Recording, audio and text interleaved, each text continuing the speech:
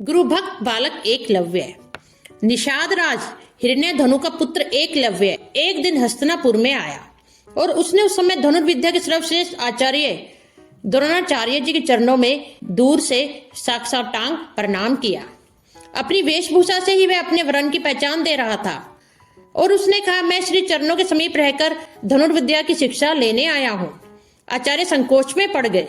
उस समय कौरव तथा पांडव बालक थे और आचार्य उन्हें शिक्षा दे रहे थे। तब उन्होंने कहा, बेटा एकलव्य, मुझे दुख है कि मैं किसी द्विजेतर बालक को शस्त्र शिक्षा नहीं दे सकता। एकलव्य ने तो गुरु द्रोणाचार्य जी को मन ही मन गुरु मान लिया था। निषाद के छोटे बालक के मन में निराशा भी नहीं हुई और कहा, भगवान, मैंने तो आपको गुरुदेव मान लिया है। मेरे किसी काम से आपको संकोच हो यह मैं नहीं चाहता, आपकी कृपा रहनी चाहिए। बालक एकलव्य हस्तिनापुर से लौटकर घर नहीं गया। वह एक वन में चला गया और वहां उसने मिट्टी की द्रोणाचार्य की एक मूर्ति बनाकर स्थापित कर दी। उस मूर्ति को प्रणाम करके उसके सामने वह बाण विद्या का अभ्यास करने लगा। ज्ञान के एकमात्र दाता तो भगवान ही हैं। जहाँ अविचल श्रद्धा और गूढ़ निश्चय होता है, वहाँ के सबके हृदय में रहने वाले श्री हरि गुरु रूप में या बिना बाहरी गुरु के भी ज्ञान का प्रकाश दे देते हैं। महीने दर महीने बीतने लगे। एकलव्य का अभ्यास अखंड चलता गया और वह एक महान धनुर्धर हो गया।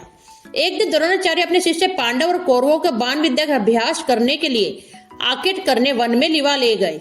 संयोगवश उनके साथ एक कुत्ता भटकता हुआ एकलव्य के स्थान पर जा पहुंचा। कुत्ता काले रंग के तथा विचित्र वेशधारी एकलव्य को देखकर भौंकने लगा। एकलव्य के केश बढ़ गए थे और उसके पास वस्त्र के स्थान पर बाघ का चमड़ा ही था। वह उस समय अपना अभ्यास कर रहा था। कुत्ते के भौंकने से बाधा पड़ते देख उसने 7 बाण चलाकर कुत्ते का मुख बंद कर दिया। कुत्ता भागता हुआ अपने स्वामी के पास पहुंचा। सबने बड़े आश्चर्य से देखा कि बाणों से कुत्ते को कहीं भी चोट नहीं लगी, किंतु वे आड़े तिरछे उसके मुख में इस प्रकार फंसे थे कि कुत्ता बोल नहीं सकता था। बिना चोट पहुंचा इस प्रकार कुत्ते के मुख में बाण भर देना बाण चलाने का बहुत बड़ा कौशल है। पांडवों में से अर्जुन इस हस्त कौशल को देखकर बहुत चकित हुए। उन्होंने द्रोणाचार्य जी से कहा, गुरुदेव, आपने तो कहा था कि आप मुझे पृथ्वी पर सबसे बड़ा धनुर्धर बना देंगे, किंतु इतना हस्त कौशल तो मुझ में भी नहीं है। चलो हम लोग उसे ढूंढे। द्रोणाचार्य जी ने सबको साथ लेकर उस बाण चलाने वाले को वन में ढूंढना प्रारंभ किया और वे एकलव्य के आश्रम पर जा पहुंचे।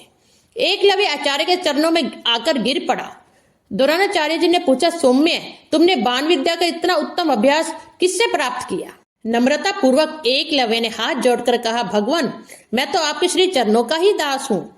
उसने आचार्य की उस मिट्टी की मूर्ति की ओर संकेत किया। आचार्य ने कुछ सोचकर कहा, भद्र, मुझे गुरु दक्षिणा नहीं दोगे?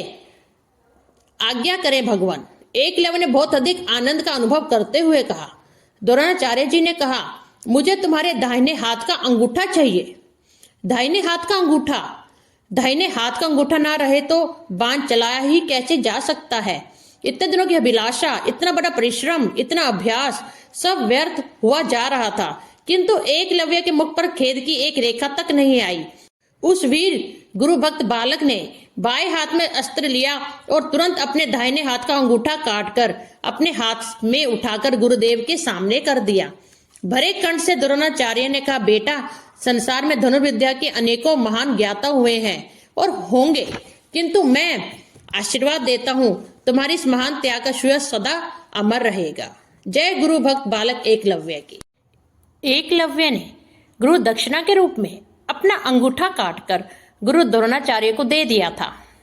इसका एक सांकेतिक अर्थ यह भी हो सकता है कि एकलव्य को अति मेधावी जानकर द्रोणाचार्य ने उसे बिना अंगूठे के धनुष चलाने की विशेष विद्या का दान दिया हो।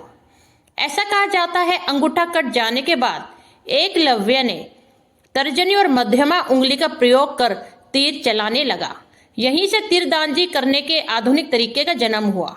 निस्संदेह यह बेहतर तरीका है और आजकल तीरंदाजी इसी तरह से होती है।